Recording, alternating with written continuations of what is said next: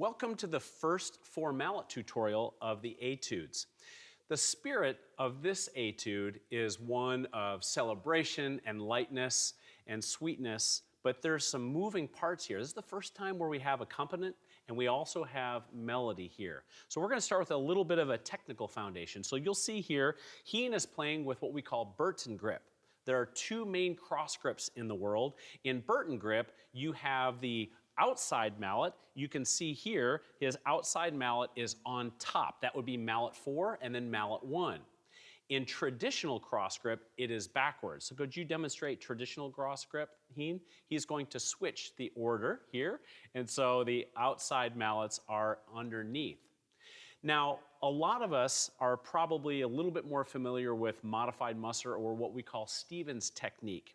And so Stevens technique has the independent mallets held. And so here's how I like to demonstrate that. Heen, if you'll just lay those out for us. In all cross grips, Burton, traditional, and Stevens technique, you'll notice that we label 1, 2, 3, 4 from left to right. And we've notated that in the etudes for you. That's also common in textbooks and method books as well. So what I'm going to ask Heen to do is scoop up mallets 1 and 4 only. When you scoop up 1 and 4, there should be very little of the mallet hanging out in the back. You can see how he's relaxed, but he's using his pinky and his ring finger to stabilize the mallets. With this in mind, he's going to use his right hand to put mallet 2 into his left hand. And so now you can see it's going to sit at the base of this fleshy part of his thumb. And so it sits there, and it sits on the anchor of his index finger. So the index finger is a shelf, and his third finger gently anchors in towards the bottom of that fleshy part, as you can see here. That leaves his thumb to relaxedly fall on top. This is what I like to call the T. And so you have this focus part. His thumb sits gently right on that first joint of the index finger. And so you'll notice as he plays, you'll see that the T almost touches the other one in a line of sight. The reason this is so important is most younger players do the opposite. They will grab onto it and they tuck this index finger in tightly because it resembles a drumstick. And younger players are more comfortable doing this if they've never played 4 mallets. They grab on like this, and so when they hold that, they will tuck that index finger in. I would like to give a cautionary tale to leave this very open and relaxed because that's how you adjust the intervals as you get more comfortable in this technique. Thank you, Heen.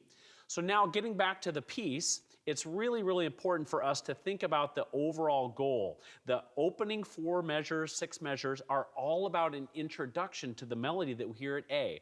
So you can hear Heen play from the beginning. Listen to how light he sneaks in. This is called single alternating strokes at this tempo with his left hand. And there's a little bit of an introduction melody here in his right hand.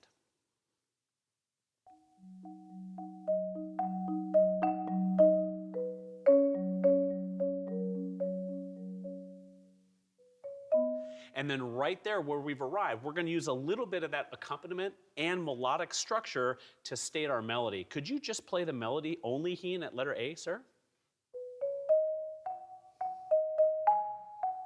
There it is. That theme will permeate the rest of this etude.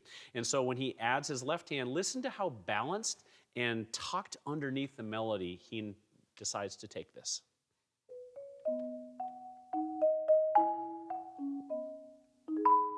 Beautiful. And the ornament there in the 3rd bar of A should be tight, but still open enough for us to appreciate the harmonic consonants. And then listen to how clean he starts this roll. Could you take it at A and go through the roll, Heen, so we could hear the cleanliness of that ornament that you're doing, and then that really gentle roll to end the phrase?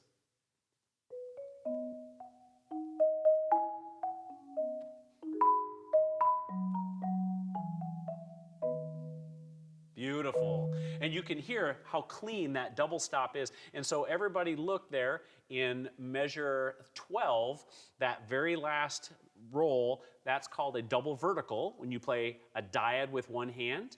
And when you play them all together, that's just obviously being able to voice that. So could you just play the attack and not the roll? So he's listening for that resonance. And once he hears the resonance, then he fills it in with his hands. Beautifully done, Heen, beautifully done.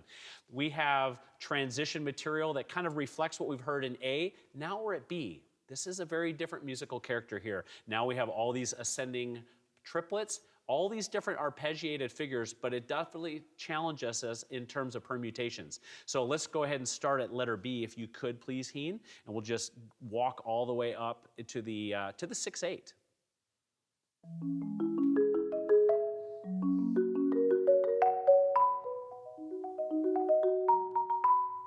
And so you have a very different musical section, but it also gives us a different challenge in terms of stickings and arpeggios.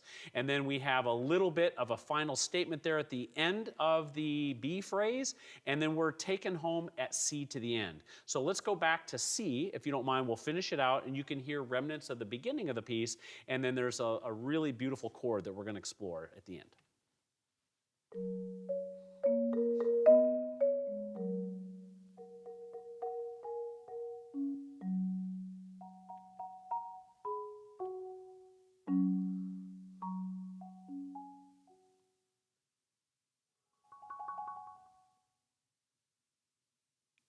Yeah, so beautifully played, Heen. There are a couple things here. As we consider the ritardando, there, 3 after C to the end, take your time. You can hear how Heen paced it really maturely.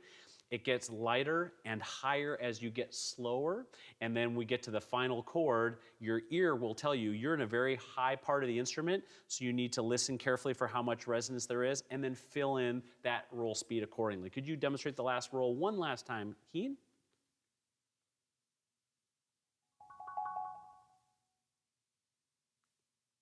We are fortunate to be in this beautiful performing arts hall, and his mallets are really full of weight and quality, so his touch reflects that. You have to make those decisions yourself. If you're performing in a band hall, the quality of mallet, so on and so forth. As always, rhythmic integrity, honest musical character, and listen to your tone. Great job, Heen.